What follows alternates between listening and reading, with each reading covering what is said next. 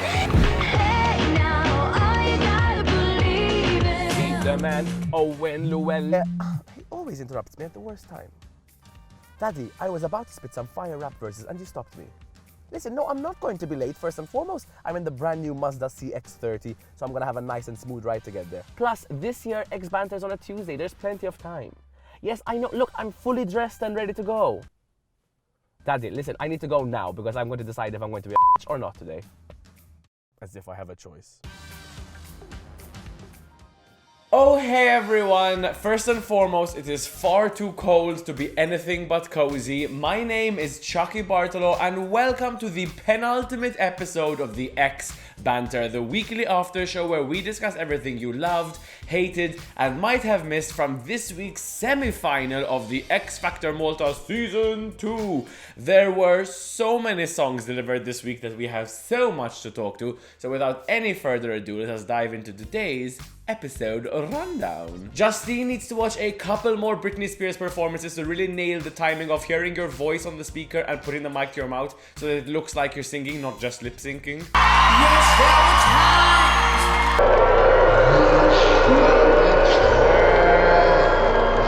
This year we've had so many uncomfortable moments. We had uncomfortable hands.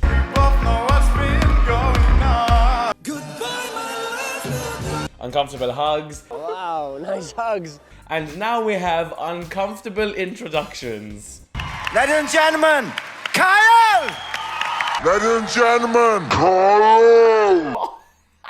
The pre-drinks had clearly kicked in by this point. You can tell who was wearing a look at party by who had to like lift their dress to walk upstairs because it was so beautifully elegant and long, but they were all like...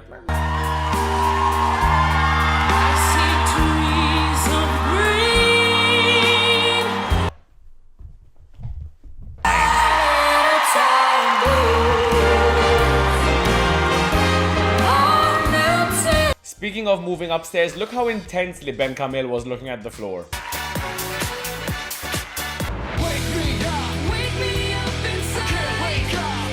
There is no way the X Factor is risking another fall. They have their insurance premium going up by the second and they're like, Ben, you cannot do that again. But what he definitely can risk is posting photos of him taking off his trousers into his underwear on his Instagram story to show how quickly he had to change last time.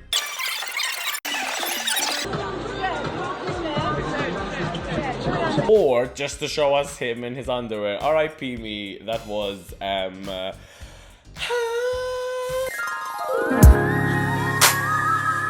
This week I was so happy that less contestants means longer and more songs from each of the contestants left. However, it was very weird how the first song was always so much better than the second song. So while that was weird, at least we got this. No, this. Oh my god, this! Look, I just wanted to say that it was very weird that even though they had the second song, some still sounded good, but the first song was always better. That's all I wanted to do, and this just keeps on... And while it was great to see so many songs, it was also kind of confusing, especially as an international viewer. Here is me straight up trying to figure out what was going on in the X Factor last night. What wasn't confusing, however, was the like staging for, oh look, man in a suit doing a James Bond-esque song. Let's have dancers in like thigh-high boots and skimpy outfits dropping it behind him. Fish in the sea, you know what I mean. And by dropping it, I mean dropping it like this. Not like dropping the ball like they also did like this. You know. I know it's live and the X Factor guys are probably swapping between cameras, but you don't have to swap between cameras on the percussion beats. Boom, boom, boom, boom, boom, boom. And that is today's episode rundown, done and dusted. This is one of the last times I'll ever be saying that, and it's tragic. What's not tragic, however, is the way the first elimination went, which sounds shady. But look, like I said about Celine last week, doesn't mean she was bad. It just kind of felt like her time in the competition was up, and the same this week with Yasmin and James. I think we all know it was kind of like, okay, thank you. When you put your arms around me, I get a fever that's so hard to bear. You give me fever.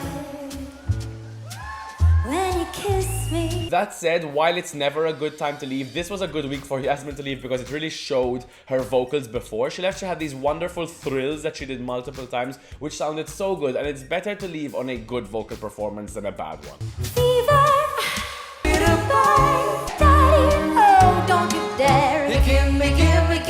Also, to come right after Destiny and sound like this, it's kind of a mood killer. It's never going to work in your favor. Why, you ask? Well, because this is what Destiny sounded like. Now, do I forgive Destiny for doing my audition song? No. Do I think she did it better than I could ever do? Also, probably no. I will. No way.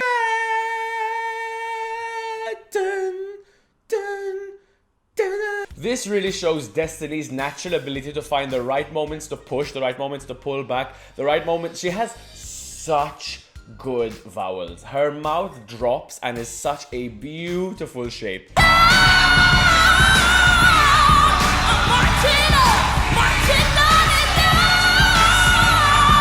That girl knows what she's doing. It's just artful to watch. If I am going to be nitpicky, which is like basically my job, sorry, it's what I do here, she was running out of breath in certain points, but what's so good about Destiny is that nobody really notices because she's so good at covering it up. She makes it seem like a stylistic choice. We all know that in this moment she went because she needed the breath.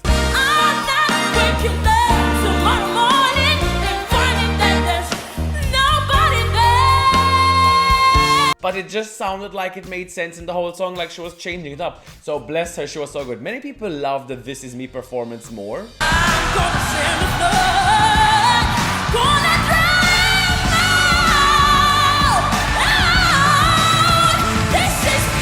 I personally still prefer her first one because she was just resplendent. Also the outfit, it just all worked so well. She was stunning, well done. When she got to this part, I was like, ooh, she better do the drawn out one. She better do the drawn out one.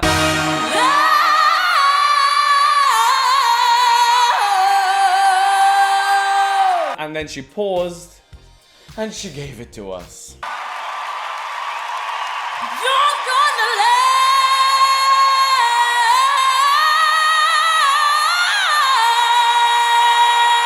And while Destiny left everything on the stage in terms of vocals, Justine also really brought her 100%. This week she really brought an element of storytelling, which I loved, especially in a song like Natural Woman. You make me feel like a natural woman.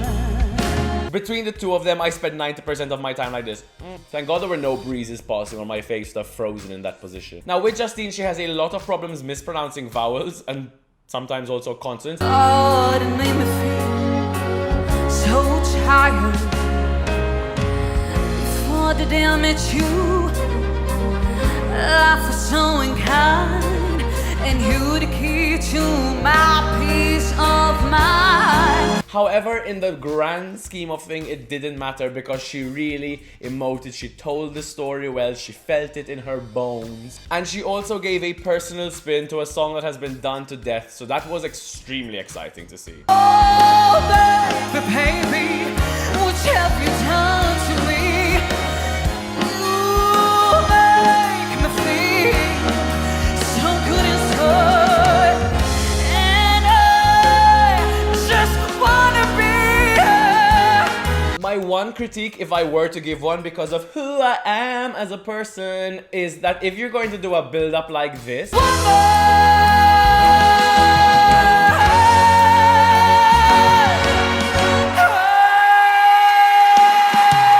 the third note has to go higher. You cannot keep it the same. You're gonna go no, if you can't, like last week you transposed the song down so low that even in the key change, you barely reach the key of the original song. Transpose it again here, bro.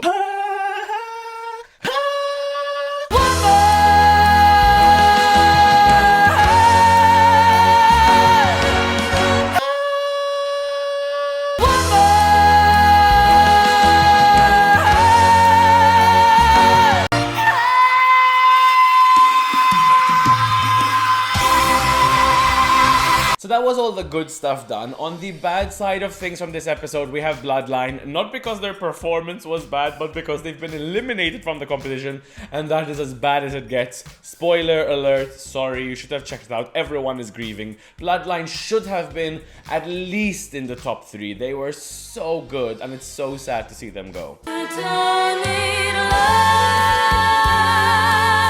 for what's better with love to me. Diamonds never lie to me. For when love's gone, then after all. Also kind of funny that they describe themselves as not being typical and then sing the most crowd-pleasing song ever. But who cares? Euphoria's a banger and they are incredible. And also on the disappointment side of things, we have another group. This week we had Faith, who were let down by everyone surrounding them. Like, I don't want to put the blame too much on them because I know that in competition shows like this, there's literally very little wiggle room for you to do. You're told what to wear, what to put on, how to sing, what to say. It's like a lot of things thrown at you. So I'm very disappointed in the people around them who were making the decisions. That first song was a terrible choice. I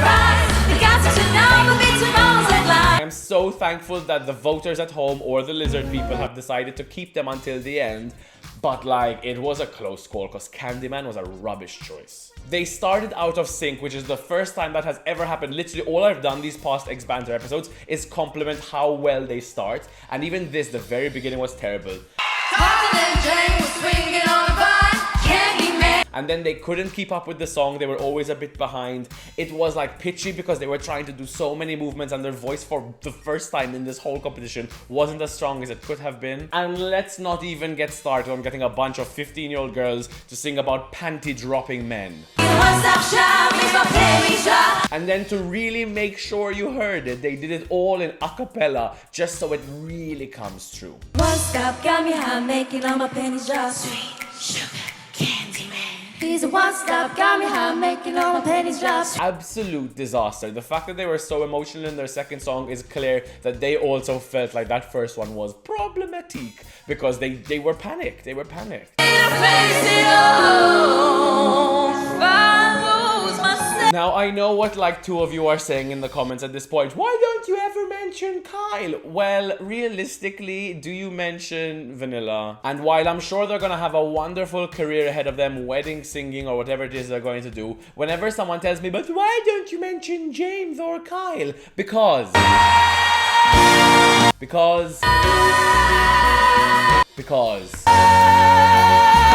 look, I get it. It doesn't always need to be big and belty, but it is a competition singing show. Sing.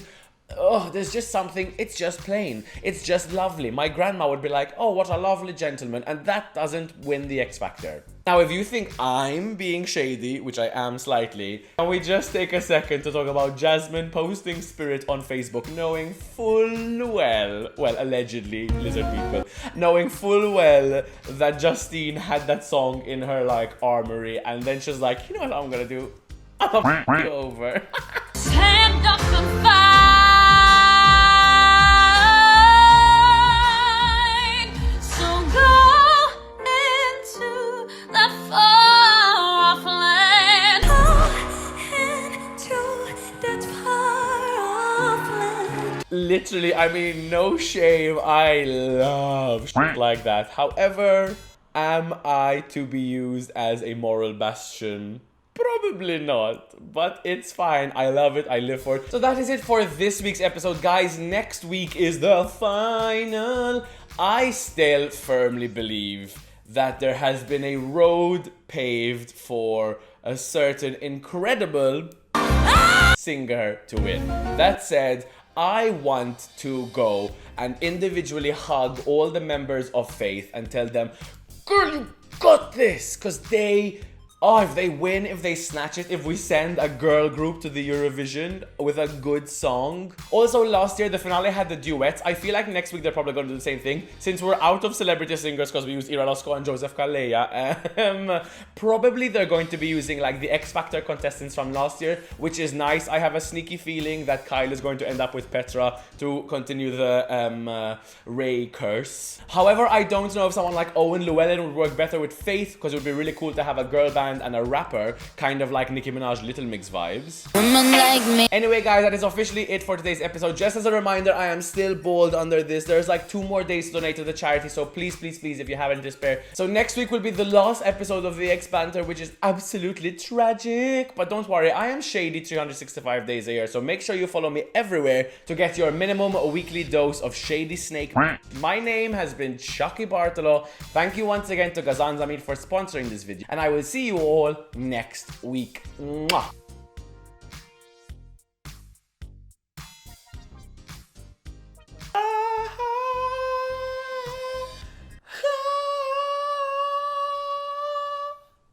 If I can do it,